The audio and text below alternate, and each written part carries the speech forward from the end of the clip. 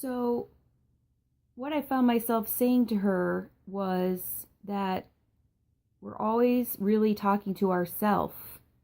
And I don't know where it was coming from when I was saying it to her. It's like I was saying these things that were so profound, and I don't even know if I've ever thought about them that way before. And this is what channeling is, and we all do this in our profound moments. But we have the ability to channel spiritual wisdom because that's where we come from. And I said to her, we're always talking to ourselves. So when you're trying to defend yourself, prove your point, rationalize, all those things that we do as humans, you're really talking to yourself. So what are you trying to say to yourself? What if, again, you turn concepts on their head and instead of saying, I'm a blunt person, I'm blunt with other people, what if you actually back off and become blunt with yourself? What if you are blunt enough to say, why am I exerting so much energy trying to convince another person of A, B, or C? And it was interesting because when we were talking, going back to the crocodile goddess, that, I said to her this week, I said, that's what this was. The power of spin rather than the power of brute force is exactly that. That you spin yourself, and sometimes, say your piece in a peaceful way, or don't exert your energy. Just say, I can't do this right now, and walk away until you have more inside information, because living is an inside job, and a lot of times we make it an outside job. We think it's about other things outside of us have to fulfill us and make everything right, and we have to figure all that out, and we have to have certain things to be happy, and none of that is true. The truth is that life is an inside job, and if you come from an inside place all the time, what's that saying, live within or live without, that's exactly what it means. So what we did for an art project, after talking about the crocodile goddess, and because the point was that she gets up on this crocodile and she rides it down the river, and she's riding her fear, she's controlling her fear, she's in charge of her fear, and she's allowing her fear, she's allowing it to take her to where she needs to go. And that's quite a powerful vision or metaphor to have. So I wanted to see what the women, including me, because I always do the project with them, I consider myself part of the circle, and I love that. And, I wanted to see what would come out of them as far as an art project. And so I just gave them each a piece of paper, and we had all kinds of paints and markers and crayons and pastels and things like that, color pencils. And, we put on some meditation music, and we didn't talk for about 30 or 40 minutes. We all just really got into our inner self and really focused on what we were doing. And what came out of it was really, really cool. And I wish I had the paintings to show you. But one woman drew this big black orb, and then she had her past written, past and then future, and around it, and there was a path around this big black orb. And when I asked her what it was, she said that it was a wrecking ball. And that was what she felt, her in-between time, her, what she's going through right now, her, her low point, whatever you want to call it, is, where she's in flux. And she said to her, the crocodile was like a wrecking ball, that she had to wreck the things that no longer served her or worked for her in her life in order to get to her future. And it was this big, black, beautiful wrecking ball with this colorful chain. And, it was really cool that I said to her, creating your own metaphor, that's what came up for you out of this, is so powerful. It's just so, so powerful. And something that you can use, to work now. When we create our own metaphors and our own rituals, and we write our own stories and our own poems, it's great to read other people's stuff. It's wonderful to look at other people's artwork. But what you are able to create is the most powerful teacher.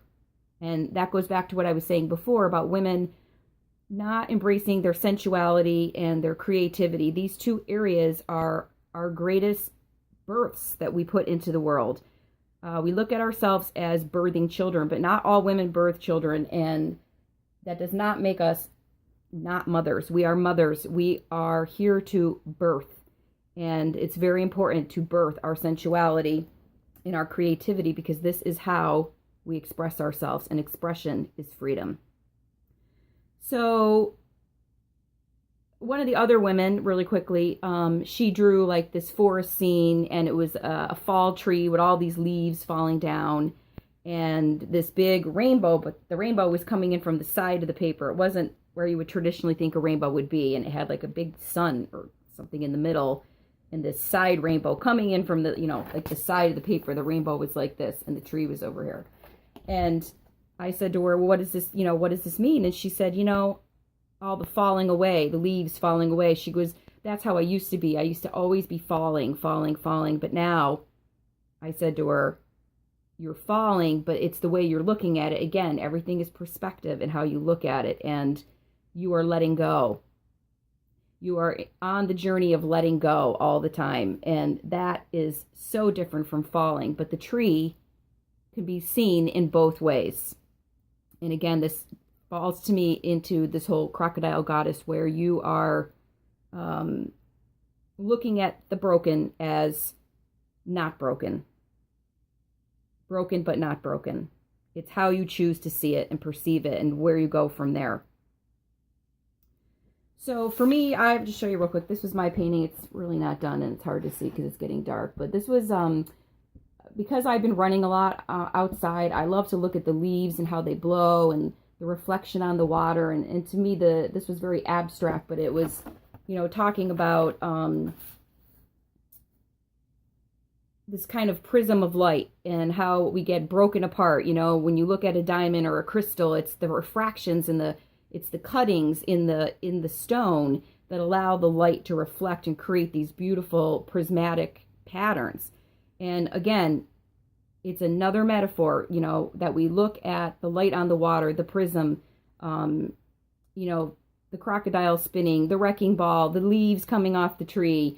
All of these are metaphors for, riding your fear out into the light. And the thing that's really cool about the end of this story is that the lesson from this crocodile goddess is that it is an illusion to think that we are never breaking apart. We must always be breaking apart and putting ourselves back together again as many times as we need. And that's how I feel like I'm in that phase, and I'm sure all of you do too right now. And all the time. And it's the allowing of it. Some days I don't want to write. Some days I don't want to paint. Some days, I don't want to do certain things. I have to allow the creative flow to go through me in the way that it's going to. And I can't make myself write, I guess what I'm trying to say. I can't make myself do certain things. I have to allow life and the goddess and spirit to flow through me in the way that feels best. And if that means going for a walk in the woods, then that's what I'm doing today. If it means painting leaves, that's what I'm doing today. We have to stop putting conditions and labels and judgments on ourselves and our lives and other people. And that is what true freedom is really about. Just allowing even the broken of us to break us open even more. And, well, thank you for letting me ramble, and I'm almost out of space. So I hope that something shifted in your brain with all of that talking that I just did. And I feel better that I got all of that out. And, maybe sit down and think about your broken, maybe create your own piece of art or a poem, and ask yourself, at the very least, when you go to bed tonight, what is the broken of me bringing? That is teaching, that is going to change me, and, embracing it and loving it and saying, thank you, because now I move forward from here. Goddess blessings.